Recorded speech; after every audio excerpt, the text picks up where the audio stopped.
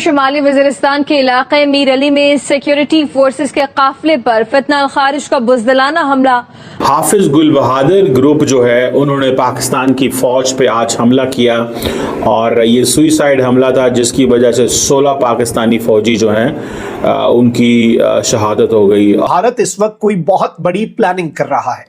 पाकिस्तान की अफवाज इस वक्त मुकम्मल तौर पर हाई अलर्ट पे है और भारत की तरफ से एक जानिब तो एडवेंचर का खतरा है तो वहीं दूसरी तरफ भारत की तरफ से पाकिस्तान के ऊपर हमले और पाकिस्तान की अफवाज को टारगेट किए जाने का अमल जो है वो भी शुरू कर दिया गया है। इंतहाई तकलीफदेह है कि हमने एक अदद ट्रॉली देखी, वो ट्रॉली जो शायद कचरा उठाने के लिए, सफाई के लिए इस्तेमाल होती है। एक ऐसा चेन ऑफ इवेंट होना है, एक ऐसा डोमिनो इफेक्ट होगा इसका कि पाकिस्तान की जो बाकी मानदा को थोड़ी बहुत बच गई है ना सालमियत, वो खत्म हो जाएगी। पहलगाम में क्या था स्कोर?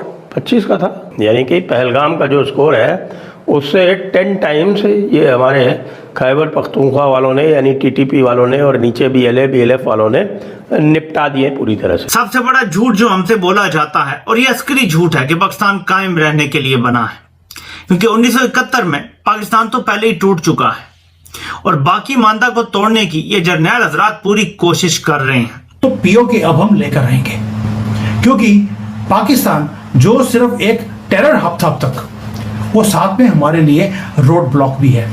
जो भारत की फ्यूचर एनर्जी सिक्योरिटी है उसके बीच में अगर कोई पत्थर है। हाफिज गुल बहादुर ग्रुप जो है उन्होंने पाकिस्तान की फौज पे आज हमला किया और ये सुइसाइड हमला था जिसकी वजह से 16 पाकिस्तानी फौजी जो हैं उनकी शहादत हो गई। और ये तहरीके तालिबान हो या हाफिज गुल बहादुर हो, ये मसरूफ़ थे क्योंकि इनको पता था कि पाकिस्तान की फ़ौज जो है वो मसरूफ़ है, इंडिया से लड़ रही थी, तो इन्होंने बिल्कुल खामोशी इख्तियार की और दाएं बाएं निकल गए और सिचुएशन जो है उसको जांचते हुए, समझते हुए उन्होंने ये फ़ैसला किया कि हमें अपनी वो जो मोमेंटम है उसमें थोड़ी सी कमी लेके आनी चाहिए पाकिस्तानी फ़ौज पे हमले करने की। उसकी वजह यह है ताकि पॉज एंड थिंक का मौका मिले, थोड़ा रेस्ट पे चले जाएं, थोड़ी स्ट्रैटेजी बदल लें, तो ये चीज़ें हैं। और दूसरा, अगर ये उस वक्त पाकिस्तान की फ़ौज पे हमला करते जब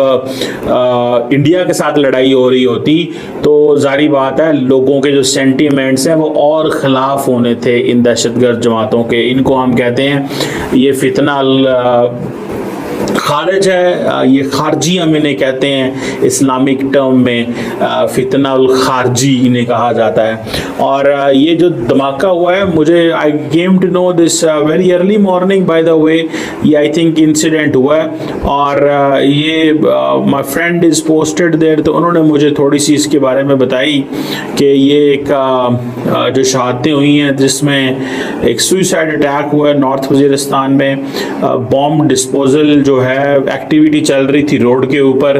और अब मैं आपको क्या क्या कहानियां सुनाऊं कि क्या क्या चैलेंजेस जो हैं वो सामना करने पड़ते हैं पाकिस्तान को।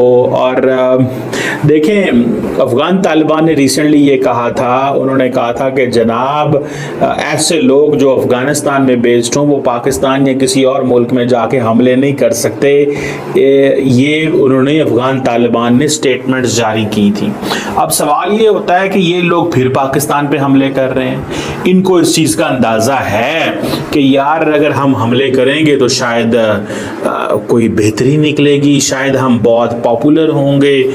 नमस्कार दोस्तों, स्वागत है आपका मेरे एक नए वीडियो। दोस्तों, खबर निकल कर रही पाकिस्तान से। पाकिस्तान में खैबर पख्तूनख्वा एक प्रांत है, वहां पर एक भीषण हमला किया है TTP ने और पाकिस्तानियों का ये आरोप है कि इसके पीछे भारत है और भारत पाकिस्तान के अंदर ही सब कुछ करवा रहा है, क्योंकि TTP ने BLA के साथ मिलकर, बलूच लिबरेशन आर्मी के साथ मिल करके पाकिस्तानी आर्मी के ऊपर हमले बहुत तेज कर दिए हैं और इस हमले में करीब 29 पाकिस्तानी सैनिक मारे गए हैं। और सबसे शर्मनाक बात यह रही, जो पाकिस्तानी मीडिया के हवाले से मैं बता रहा हूँ, उन सैनिकों की डेड बॉडी को उठाने के लिए कूड़ेदान वाली गाड़ी मंगवाई गई है। उन पाकिस्तानी आर्मी के जो जवान थे उनकी डेड बॉडी की कितनी बेइज्जती करी गई पाकिस्तानी सेना के द्वारा।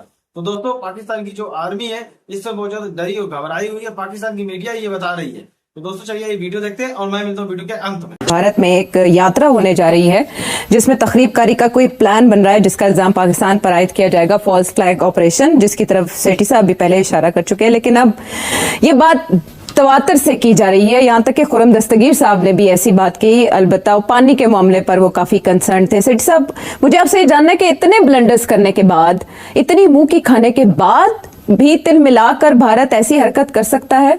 देखिए, मैंने जब ये हमला किया था और उसके बाद सीज फायर हुई थी, तो मैंने ये कहा था कि ये पॉज ही है, ये फिर कुछ ना कुछ करेंगे, बिकॉज ये राउंड हार गए हैं। और जैसे ही अभी तो ये कह रहे हैं कि जीत गए हैं, मगर जैसे आवाम उनकी जागेगी, उनको पता चलेगा, तो ये पता चल जाएगा कि ये हार गए राउंड। तो फिर नरेंद्र मोदी के ऊपर प्रेशर होगा कि कुछ करे और करके दिखाए कि हम जीत के गए या हम तकड़े हैं। तो ये मेरा मौकफ था, मगर मेरा एक थोड़ा सा लॉन्ग टर्म पर्सपेक्टिव था जी। उसकी वजह ये थी कि इतनी जल्दी एक फैसला करना कि अब हमने एस्केलेट करना है, क्योंकि जो भी इंडिया करेगा वो एस्केलेशन होगी। जहां पहले छोड़ गए थे उससे आगे जाना पड़ेगा, न्यू नॉर्मल वहां से नहीं। हाँ, न्यू नॉर्मल ये जो कह रहे हैं ना, न्यू नॉर्मल का भी एक हायर लेवल होगा, बिकॉज वो पुराना लेवल जो है वो तो पिट गया ना। अब कुछ और करना पड़ेगा जो कि ज्यादा हाई लेवल पे होगा, जिसे हम कहेंगे एस्केलेशन। और फिर काउंटर एस्केलेशन भी होगी। एस्केलेशन को काउंटर करने के लिए हमारी तरफ से भी there be a bigger escalation. तो इसको सोच समझ के करना पड़ेगा इंडिया को, मगर इंडिया चैन नहीं आएगा नरेंद्र मोदी को।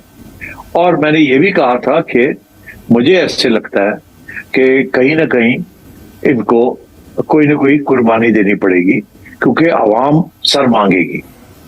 और मेरा ये ख्याल था कि इनका जो फॉरेन मिनिस्टर साहब है, जयशंकर साहब, उनको फारग करना पड़ेगा किसी न किसी स्टेज पे, बिकॉज ये सारी फॉरेन पॉलिसी जो है डिवाइस की है, जो इस पे इनका बहुत बड़ा रोल है और वो फेल हो रही है फॉरेन पॉलिसी, और काफी तनकीद उनके ऊपर हो रही है इनडायरेक्टली।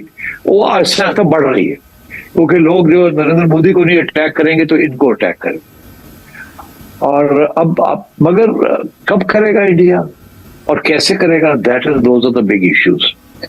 आज अब मैं देख रहा हूं कि पाकिस्तान के अंदर एक डिबेट शुरू हो गई है, एक व्यू पैदा होनी शुरू हो गई है कि हमें तैयारी करनी है, इंडिया ने कुछ करना ही करना है। दोस्तों देखा आपने वीडियो, कैसे पाकिस्तानी घबराए हुए हैं, बौखलाए हुए हैं कि अगर पाकिस्तान के अंदर जो भी हमले हो रहे हैं, ये दोस्तों मैं बता रहा हूँ कि पहलगाम हमले के बाद में पाकिस्तान के अंदर हमले कुछ ज्यादा होने लगे हैं। अब इसके पीछे की क्या सच्चाई है ये किसी को नहीं पता, लेकिन पाकिस्तानी सीधा आरोप भारत के ऊपर लगा रहे हैं, हमारे डोभाल सर के ऊपर लगा रहे हैं कि जब से पहलगाम घटे हुआ तब से भारत ने बीएलए और टीटीपी को मदद करना चालू कर दिया है। मतलब मदद तो पहले ही करते थे, उनके द्वारा पाकिस्तानी आर्मी के ऊपर हमले और बढ़वा दिए हैं, हमले और तेज कर दिए हैं। अब ये जो रिसेंट जो हमला हुआ पाकिस्तानी आर्मी के ऊपर, वैसे तो पाकिस्तानी आर्मी के ऊपर डेली ही हमले होते रहते हैं, लेकिन ये जो रिसेंट हमला हुआ ये बहुत भीषण हुआ है। हालांकि पाकिस्तान की जो मीडिया है ये पूरी तरीके से स्टेट नहीं कर रही है कितने सैनिक मारे गए, लेकिन एक मीडिया रिपोर्ट सूत्रों के हवाले से मैं बता रहा हूँ, करीब 29 सैनिक मारे गए हैं पाकिस्तानी सेना के। और ये जो मीडिया है ये सिर्फ 15-16 बता रही है, लेकिन सच्चाई है कि 29 से भी ज्यादा मारे गए हैं। हमला जो था पाकिस्तानी सेना के ऊपर बहुत भीषण किया गया था टीटीपी के द्वारा।